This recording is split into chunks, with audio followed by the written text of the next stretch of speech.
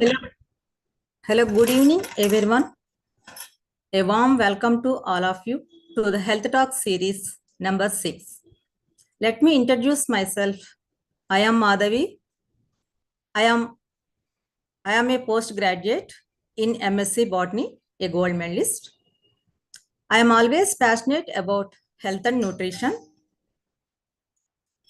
I decided to pursue my knowledge deeper into nutrition. So now I am a certified nutritionist from NFNA. And also, I am a part of Health Quadrant community, wherein we have more than 30 plus dietitians, nutritionists, including doctors and fitness coaches. We all have one common mission to create awareness on health. We want to transform 1 lakh lives by 2030. So we have started a series of health talks. Today's topic is role of intermittent fasting in weight loss. So I would like to invite Dr. Mony. She is a dentist by profession with nearly 40 years experience. She is a certified nutritionist from NFNA. She is passionate in health and nutrition, and she has been practicing as a diet coach for the last few years. Without further delay, I am handing over this platform to Mony ma'am. Over to you, ma'am. Please carry on. Thank you, Madhavi. Is my voice clear? Yes.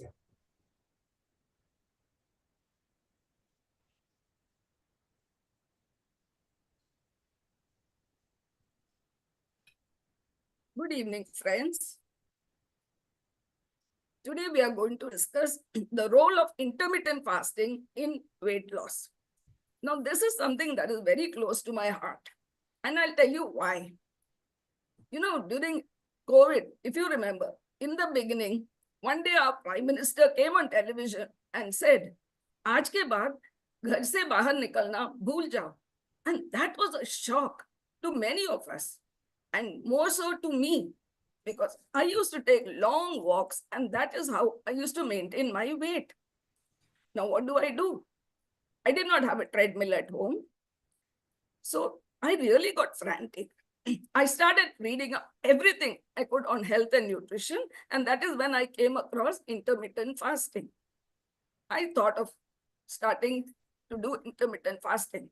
And luckily for me, my whole family rallied around me, and they also decided to do intermittent fasting with me. And that is how my journey with intermittent fasting started. And believe me, it was a great success. But we'll come to that later. Now, what is intermittent fasting? Intermittent fasting is the cycle between feeding and fasting. You fast for a fixed period of time, and that is called your fasting window. And you eat for a fixed period of time, which is called your feeding window or your eating window. Now, there are two methods or two categories by which intermittent fasting is possible. That is the 5:2 method and the 16:8 method. Now, in the 5:2 method, what happens? You are fasting for 2 full days. That means that you're going to have about 500 calories for these 2 days. And the remaining 5 days, you will eat normal food. You will not diet. You will not go on low-cal diet. You will eat normal food for the next 5 days. The second method is 16:8, where you are going to fast for 16 hours in a day and eat during 8 hours, remaining 8 hours.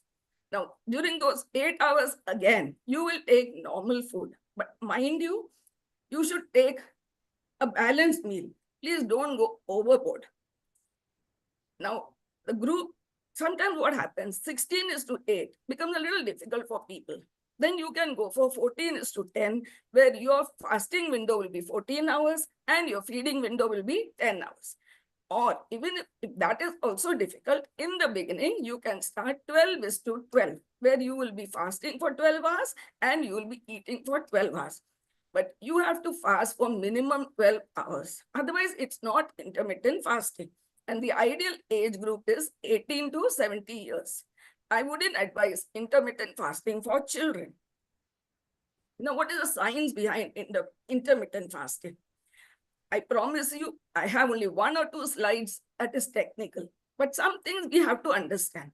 Now, we all know when you take carbohydrates, that is converted into sugar, and that sugar is released into the bloodstream. So, what happens when the sugar increases in your blood? Your pancreas will secrete insulin. Now, here you can see this is your cell, and you see the cell here, and there are glucose molecules here. But these cells are not allowing these molecules inside. So what happens? Insulin comes in the form of a key, turns a lock, and lo and behold, the cell opens up and the glucose molecules get inside. Now, this is what happens when a normal person eats a balanced diet. But what happens when you eat excess carbohydrate? There's excess sugar or glucose in your blood. And what does the pancreas do? It secretes excess insulin and releases into the bloodstream. Now, this excess insulin will put a lot of pressure on your cells to take in more and more of glucose. It is like trying to open this lock with a big key. So what does the cell do? Now, what do you do? When someone puts undue pressure on me, you will resist, isn't it? That is exactly what your cells are going to do. Now, when excess insulin will come and put a lot of pressure on the cells say, no, we are not going to take in any more sugar, and they just clamp up. This is called insulin resistance or diabetes. Now, in this, you can very clearly see what is happening. Now, you eat an excess amount of carbohydrate, your pancreas starts secreting excess amount of insulin, and look at these cells. They are saying, no, they have clamped shut. They are not ready to take in any more of glucose. So what happens? The sugar in your blood increases. And where does the sugar go? Part of it goes to your liver. It is stored as glycogen. But there's a limit to which a liver can hold. So the remaining is converted to fat cells and stored in your skeletal muscles, and worse, it is stored in your belly as fat. And even worse, it is stored around your vital organs. And at the same time, your cells are not taking in any glucose. They are starving. So what happens? You start feeling tired. You start feeling hungry. Within a couple of hours of eating, you feel hungry again. And you think that probably I have not eaten enough. And you go and eat some more junk food, and the vicious cycle continues. Now, what happens when you do intermittent fasting? Now, when you fast during 2 days, you are taking a very low calorie. You're taking 500 calories. So what happens? There is very low sugar in your blood, very low amount of glucose in your blood. So very little insulin is secreted. Then the cells think, oh, the big bully has been tamed, and very little insulin is there. He is not putting so much pressure on us. So they decide to cooperate, and the cells open up and take in glucose. This way, your glucose is regulated. Same way in 16:8 method, you are fasting for 16 hours. And mind you, these 16 hours, you can only drink water, nothing else. So all the sugar that was there in your blood is used up for your daily activities, for your workout, etc. So what happens? By the time, even if after 16 hours, you start eating, there is very less sugar in the blood already. So even if you eat, the amount of sugar released into the bloodstream is much lesser. There's less insulin. The cells become sensitive. They are cooperative. They take in the glucose, and your blood sugar gets regulated. Blood sugar comes down. In many cases, diabetes reversal has been possible due to intermittent fasting. Now, the method of intermittent fasting is very simple. you have to, like I said, you will have a fixed fasting window and a fixed feasting window or eating window. Please start gradually. If you are used to eating till 10:30 at night and suddenly you stop, you try to finish your dinner by 6 p.m., it is not going to be easy. It will play havoc with your mood and other things. So start slowly. Ideally, start with 12:12. That is, you fast for 12 hours, eat for 12 hours. And do this for 2 weeks. And after 2 weeks, start increasing half an hour. Increase fasting window by half an hour, week after week, till you reach 16:8. Another thing is eating window should be fixed. You may be eating, you may be fasting for 16 hours, but you cannot do like, today I finish eating at 4, tomorrow I finish eating at 6. No, your body will get confused. So please stick to your eating window. If it is 6 o'clock, stick to 6 o'clock. If it's 8 o'clock, stick to 8 o'clock for full 2 weeks. After that, if you want, you can make changes, but every change you should stick for 2 weeks. And what is first bite? It is the first sip of tea or coffee you're going to take in the morning. First bite is not only the solid food you're going to take. And next is minimum 12 hours of fasting window that we have already discussed. You can do 16 hours fasting, 8 hours feeding, 14 hours fasting, 10 hours feeding, or 12 hours fasting and 12 hours feeding. Then is consistency, which I've already told you about. You have to stick to your timings. Then comes calorie counting. The good news, I already gave you, you can eat normal food. Now, this is very useful in big families where one person is dieting and the others are eating normally. You have to cook one type of food for someone and the rest of the family eats something else. No, here you can eat normal food for your eating period. But please eat sensibly and eat a balanced diet. And the last bite should not go beyond 8 p.m. And please have patience. Wait for about 3 months or so to see results. Advantages of intermittent fasting. First is weight loss. Now, weight loss is a given. Now, remember in the beginning, I told you that my whole family had started intermittent fasting. First month, all of us lost about 3 to 5 kilos. Next month, we lost about 2 to 3 kilos. So you are going to lose weight because what happens is while you're fasting, all the sugar in your blood and your liver is used for daily activities. And so after that, when you do a workout or go for a walk, you start burning fat. And that is how you achieve weight loss. Then it reduces acidity. We have already seen you have to finish your dinner by 8 p.m. So by the time you sleep, your stomach is empty. The food has left your stomach and got to the small intestine. So you will not have acidity, you will not have acid reflux, you will not have GERD. And when you don't have acidity, you won't have bloating. And you will also feel very energetic. But when you feel light, you will feel energetic. And the very big advantage is you don't have to count calories. You can eat normal food. And another advantage is autophagy, or removing toxins from your cells. Your cells get a good cleanup when you do intermittent fasting.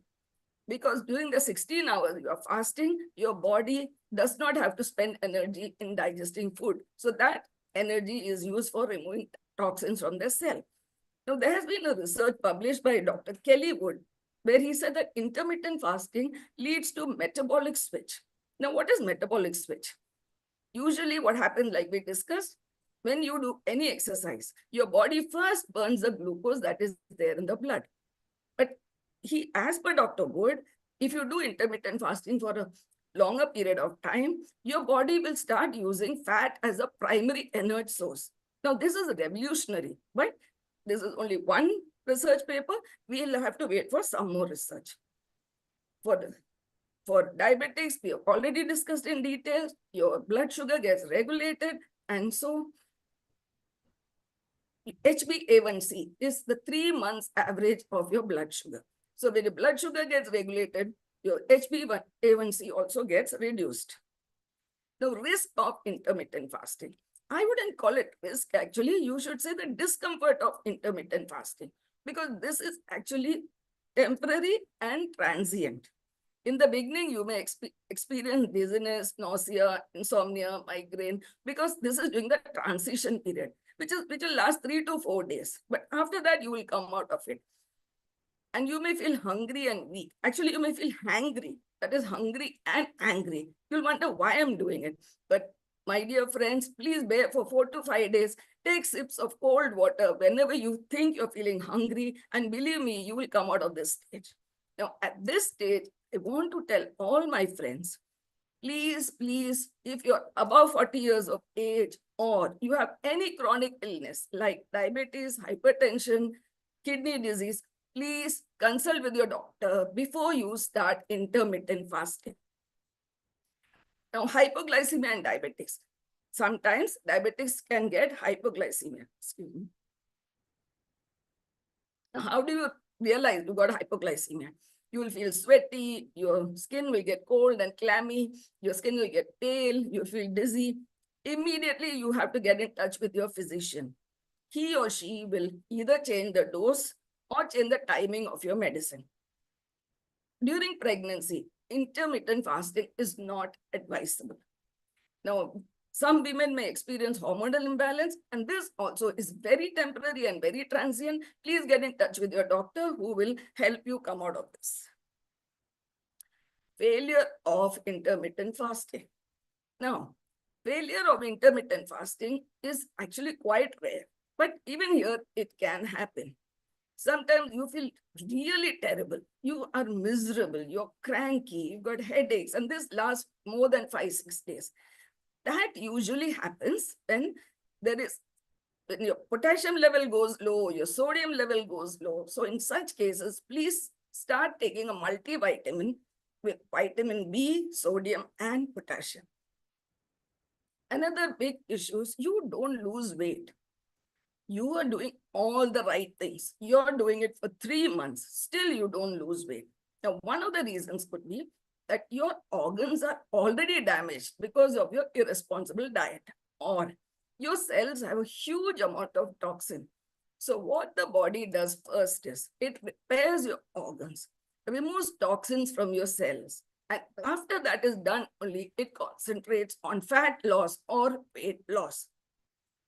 Now, if you check your blood, your parameters would have improved a lot. So in this case, you will have to be patient for a few more months, maybe up to 6 months, and you will definitely see that you're getting weight loss and fat loss. Now, another thing is you may be taking some medicines to your fasting window, which may have hidden sugar. So that your doctor or pharmacist should help you identify those, and you can take them during your eating window. And the last is you are taking too much carbohydrates. Now, I have told you before, please don't go overboard.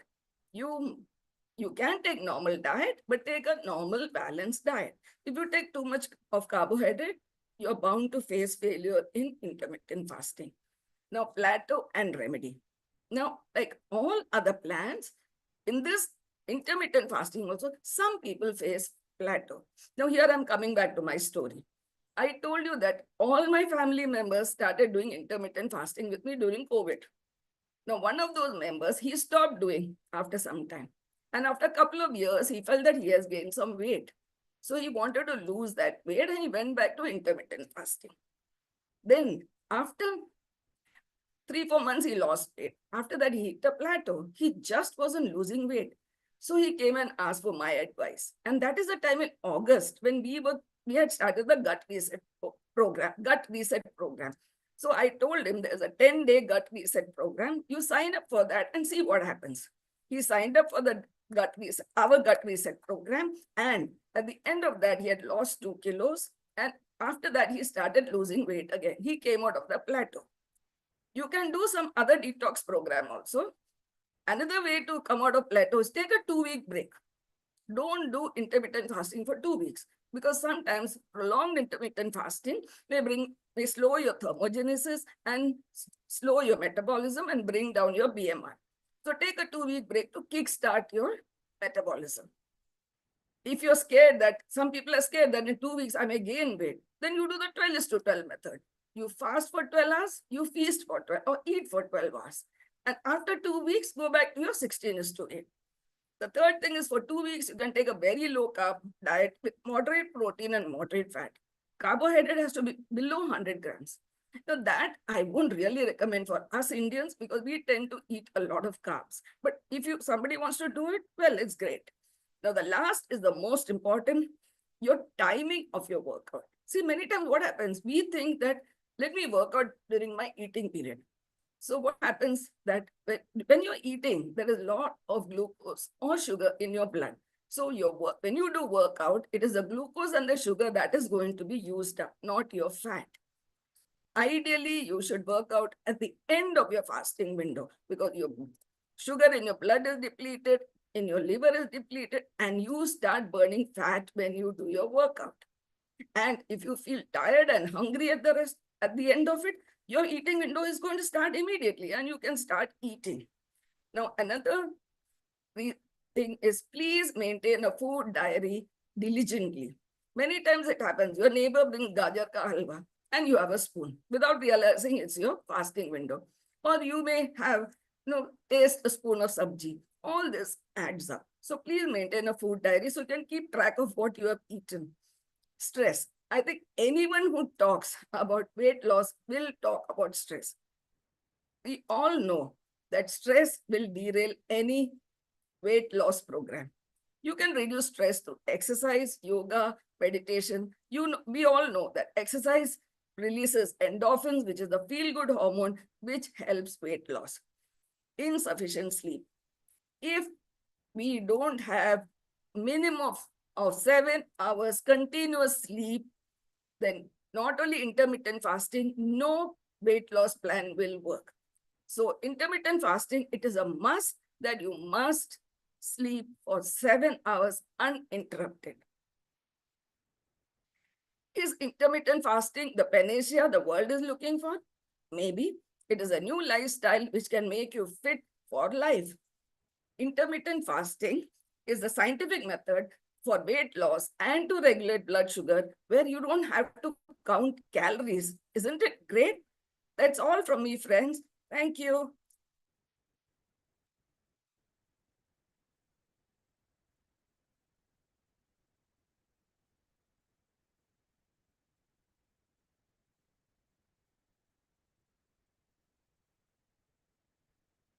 Well, Dr. Mini, I think Madhvi is unable to switch on the cameras, but there are a few questions I can see. How can intermittent fasting be adapted to suit different lifestyle or busy schedules? The intermittent fasting is actually very flexible. You just have to fast for 16 hours and eat for 8 hours. That can be if you're having night shift, you can eat during the night. If you're having, afternoon shift, you can eat during the afternoon. It's just the number of hours that you have to stick to. Or if that is difficult, you can go for 14:10. You fast for 14 hours, eat for 10 hours. So the time is not fixed. The timing is fixed. So at any point of time, you can have 14 hours of fasting and 10 hours of eating, or 16 hours and 8 hours. All right, perfect. Then one more question I can see, like how can exercise be incorporated into an intermittent fasting routine? Now, I've just told in one of my slides that we can do our workout towards the end of fasting period. That is the time. It is ideal to do exercise at the end of the fasting period because by then the sugar in your blood is depleted and you start burning fat. So towards the end of your fasting period, please do your workout. And after that, you can immediately eat. So there's no problem. Okay, thank you, Dr. Mini. Then I can see one comment, like after completing his or her intermittent fasting, generally as a clinician, we are facing that many types of nutritional deficiencies are common, like hemoglobin loss, calcium levels are down, hair fall, vitamin D is low, and many more. What about your aspects regarding this? See, like I said, please do not do intermittent fasting and strict dieting along with it. I told very clearly, you can eat a normal diet. So when you eat a normal diet, there's no way you're going to get any nutritional deficiency. But even if you get, then you will have to take supplements to help you tide over those deficiencies. But in my experience, when you take a normal balanced diet, then you don't need to take any supplements because you're getting everything in your food and you don't have to diet. You must not diet when you're doing intermittent fasting. Take a balanced, normal diet, not a low-cal diet when you're doing intermittent fasting. Right, absolutely. And one more question I can see, like many people वो जानना चाहते हैं कि I mean who should avoid this intermittent fasting? किसको avoid करना है, and are there any risk of doing it? And I mean, is there any side effect? इसका कोई side effect भी होता है क्या intermittent fasting का? Side effect as such नहीं है, लेकिन आपको people who should avoid, one is pregnancy, I said children. Then if you have CKD, that is chronic kidney disease, please do not do. Or even if you want to do, please consult your physician. And like I said, if you have hypertension, you've got diabetes, you must do it with the concurrence of a physician. Any chronic illness, it is always good that you consult a physician. But a no-no is for pregnancy, children, and chronic kidney disease, cancer, and the like. Right, absolutely. Thank you, Many. And you said your experience also, Dr. Many, आपने अपने experience बताया, अपने family के experience बताया, that was very nice. But कभी-कभी क्या होता है ना, हम चीजें follow करते हुए कुछ common mistakes भी करते हैं. So, what are the common mistakes people normally make during when they start this intermittent fasting? When they start intermittent fasting, the common mistakes they make is they try to do too much at the same time. Suddenly, if I'm eating at 10:30 at night, suddenly I decide, okay, today I'll start eating at 6 o'clock. Don't drastically do anything. Go slowly. Like I said, every 2 weeks.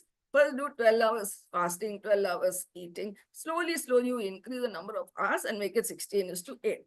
Now, in long term, many times it happens is, that the 8 hours you're eating, you can eat a normal diet. People tend to go overboard. ज्यादा ही खा लेते हैं, सोचते हैं कि अभी मुझे 16 घंटा अभी मुझे फास्ट करना है, तो फिर थोड़ा भर के खाते हैं, to tell you frankly. So that derails your program. This is a lifestyle change. This is not for 3 months, 6 months. This is for life. Yes, absolutely.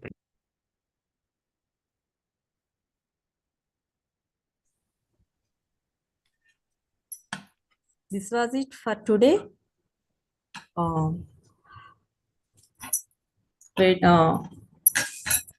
We will meet again next Thursday with an exciting topic. Thank you for all. Thank you. Thank you, Madhuri. Okay, thank you.